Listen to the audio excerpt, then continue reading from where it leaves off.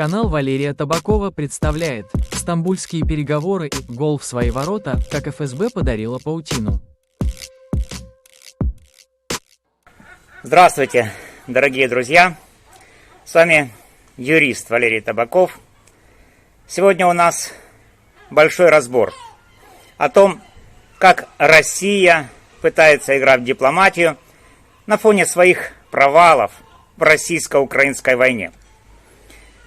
Мы поговорим о переговорах в Стамбуле 2022 и 2025 годов, о так называемом жесте доброй воли и, конечно, о феерическом промахе ФСБ, который я с сарказмом назову их голом в свои ворота, операцией «Паутина».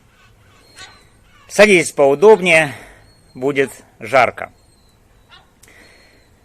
Мы проведем параллель между переговорами 2022 и 2025 годов, чтобы понять, как Россия маскирует свои неудачи громкими фразами.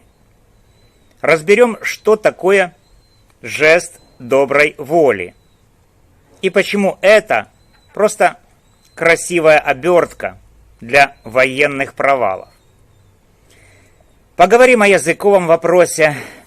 Да, дискриминация русскоязычных есть, но обсуждать это с Россией полный нонсенс. И, конечно же, друзья, мы посмеемся над тем, как ФСБ любезно пропустила паутину, подарив Украине козырь на 7 миллиардов долларов. Как юрист я привык разбираться в фактах, а не в пропаганде, но сегодня добавлю сарказма. ФСБ дала нам для этого роскошный повод. Подписывайтесь, ставьте лайки и поехали!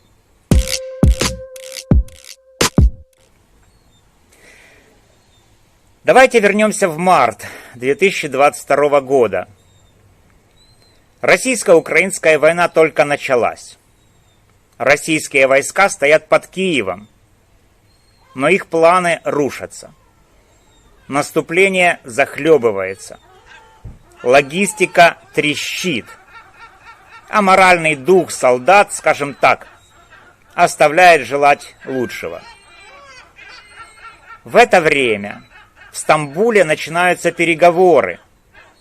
Первые попытки сторон найти выход из конфликта.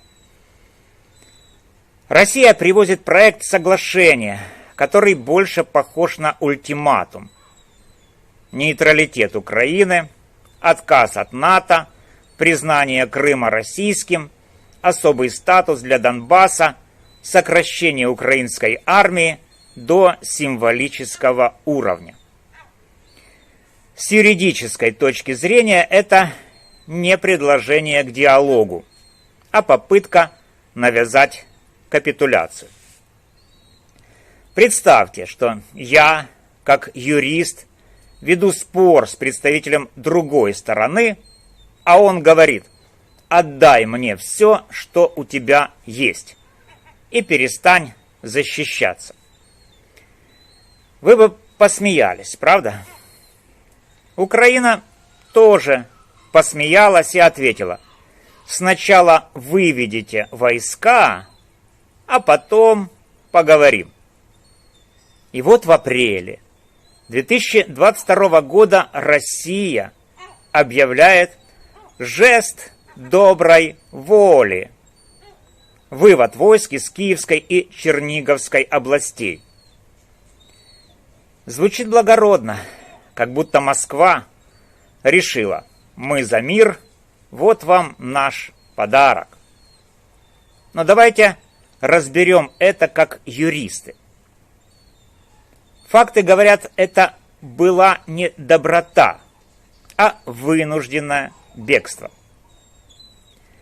Российские войска оставили танки, технику, позиции и, к сожалению, следы военных преступлений в Буче, Ирпене и других городах.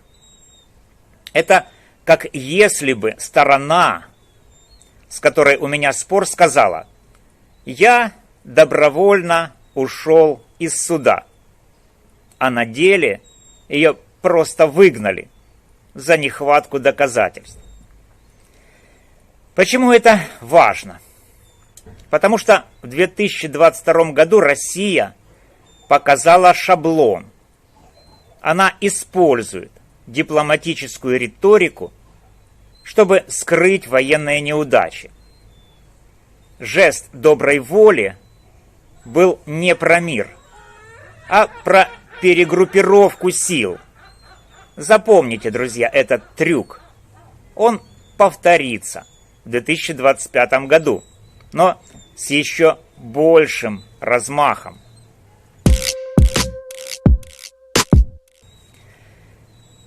Перенесемся в 2025 год. 16 мая и 2 июня в Стамбуле проходят новые переговоры при посредничестве Турции. Россия привозит меморандум, который, как и в 2022 году, выглядит как список требований, а не как предложение к компромиссу. Полный текст засекретили. Москва обожает играть в таинственность, чтобы потом сказать: «Мы же предлагали мир». Но из утечек в СМИ, таких как ТАСС и «Украинская правда», мы знаем, что Россия хочет вывода украинских войск из Донецкой, Луганской, Херсонской и Запорожской областей, плюс международного признания этих территорий и Крыма как части России, нейтрального, внеблокового и безъядерного статуса Украины, никаких шансов на НАТО, демилитаризации Украины, то есть ограничение ее военного потенциала, снятие всех западных санкций. Видимо, Москве надоело жить под их давлением. И гуманитарный блок. Отмена законов о языке, которые Россия называет дискриминационными, и прекращение гонений на Украинскую православную церковь Московского патриархата.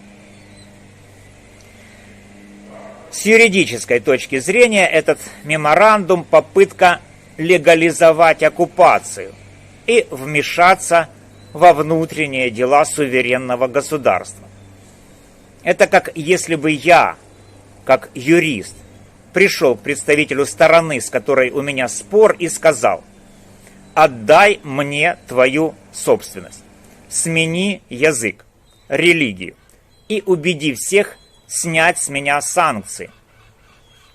Это не переговоры, а шантаж. Украина отвечает жестко.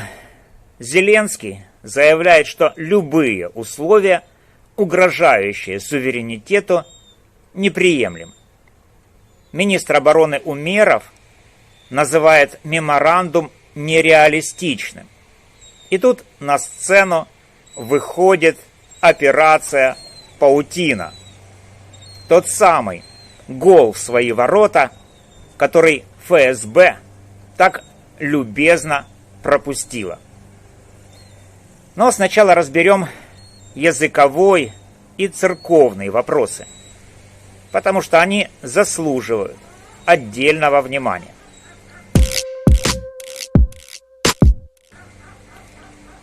Начнем с языка. Это одна из самых чувствительных тем. Россия требует отмены украинских законов, которые закрепляют украинский как государственный, утверждая, что они дискриминируют русскоязычных. И тут важно быть честными. Согласно отчету ООН 2025 года на Украине действительно зафиксированы случаи дискриминации русскоязычного населения, особенно в сфере образования и СМИ. Например, закон 2019 года об обеспечении функционирования украинского языка требует, чтобы школы, вузы и государственные учреждения использовали только украинский.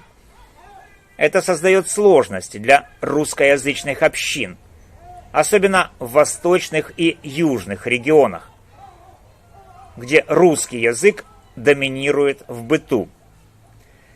Как юрист я скажу, дискриминация – это серьезная проблема, и права меньшинств должны быть защищены.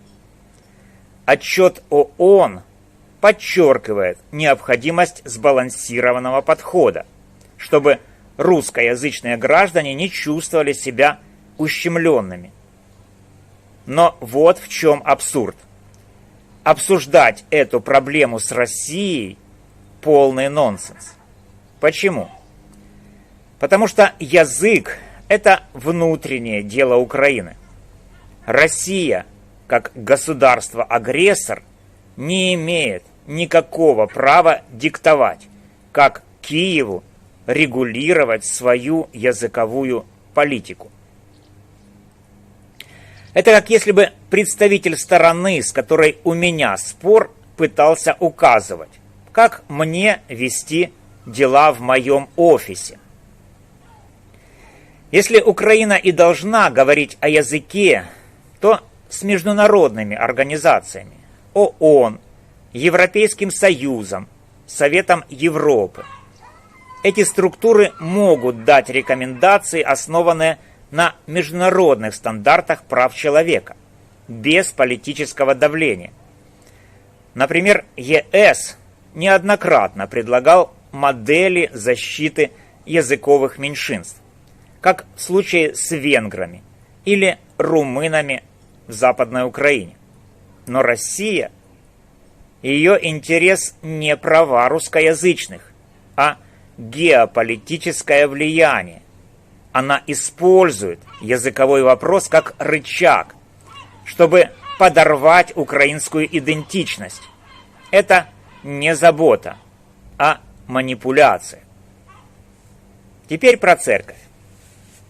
Россия требует прекратить гонения на УПЦ Московского Патриархата и вернуть ей имущество, например, Киево-Печерскую лавру. Но давайте разберемся.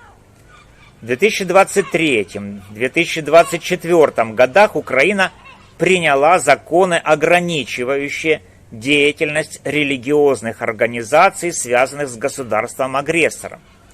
Почему? Потому что УПЦ МП подчинена Русской Православной Церкви, а некоторые ее священники, как показывают расследования, сотрудничали с Россией на оккупированных территориях. Это не про веру, а про безопасность. С юридической точки зрения государство имеет право регулировать религиозные организации, если они угрожают национальной безопасности. Украина сделала это, передав лавру Автокефальной Православной Церкви Украины, ПЦУ, которая независима от Москвы. Россия же хочет вернуть УПЦ МП влияние, чтобы сохранить духовный контроль. Это как если бы я, как юрист, требовал от представителя стороны, с которой у меня спор, не только вернуть долг, но и молиться по моим правилам. На переговорах эти вопросы, язык и церковь, стали камнем преткновения. Россия пытается навязать свою повестку, но после паутины ее позиция выглядит шаткой. Давайте перейдем к этому эпическому провалу.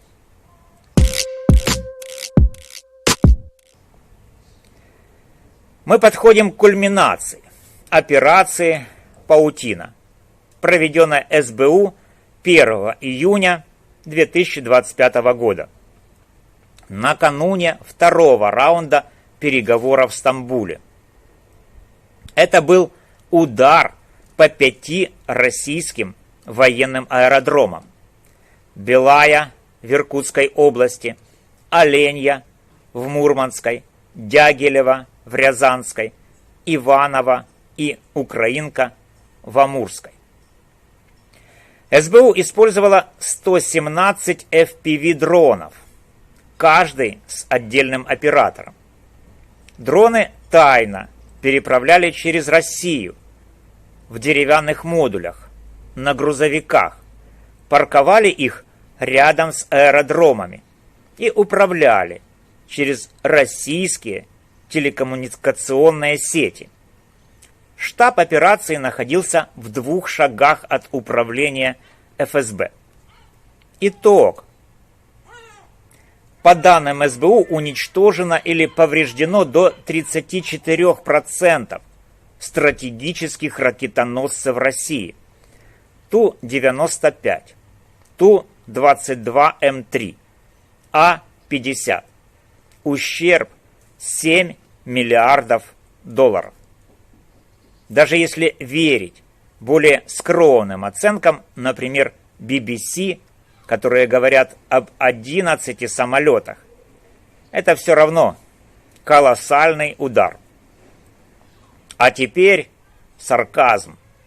Браво, ФСБ! Это просто шедевр контрразведки. Вы позволили СБУ 1,5 года готовить операцию, провести 117 дронов через всю Россию, припарковать грузовики под носом у ваших аэродромов и использовать ваши же сети для атаки. Это как если бы я, как юрист, оставил все документы по делу на улице, а представитель стороны, с которой у меня спор, просто их забрал. Это не просто промах, это чемпионский гол в свои ворота. Сравним с 2022 годом. Тогда жест доброй воли был бегством из-под Киева, замаскированным под дипломатию.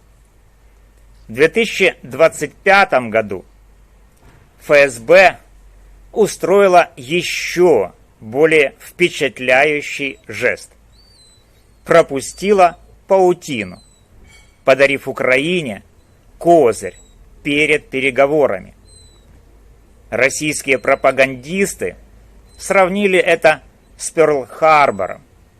Ну что ж, если это Пёрл-Харбор, то ФСБ сыграла роль часового, который не просто спал, а еще и открыл ворота врагу, помахав на прощание. Зеленский назвал паутину абсолютно блестящей. И я с ним согласен. Это не только военный, но и дипломатический триумф. Россия хотела диктовать условия в Стамбуле, но после такого удара ее меморандум выглядит как попытка блефовать с пустой колодой. Это как прийти в суд с иском, а потом уронить все доказательства в лужу.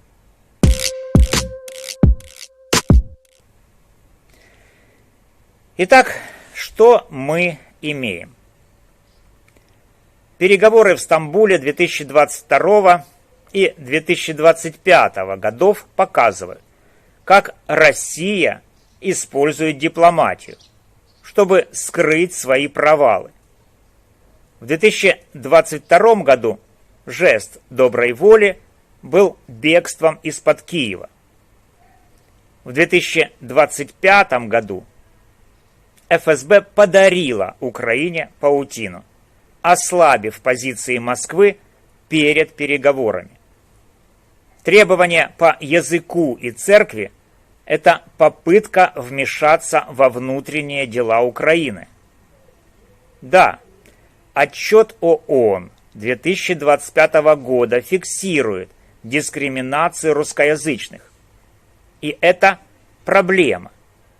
Но решать ее нужно с ООН и ЕС, а не с Россией. Обсуждать язык с агрессором – это как договариваться с представителем стороны, с которой у меня спор о том, как мне вести мои дела. Абсурд. Как юрист я скажу, Россия блефует, но ее провалы, как паутина, делают этот блеф смешным. А как зритель я спрошу вас, согласны ли вы, что ФСБ забила гол в свои ворота?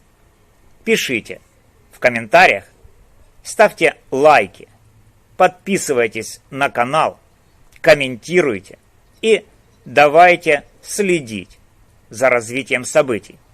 А еще ответьте на вопрос, должна ли Украина обсуждать языковой вопрос с Россией. С вами был юрист Валерий Табаков. До новых встреч!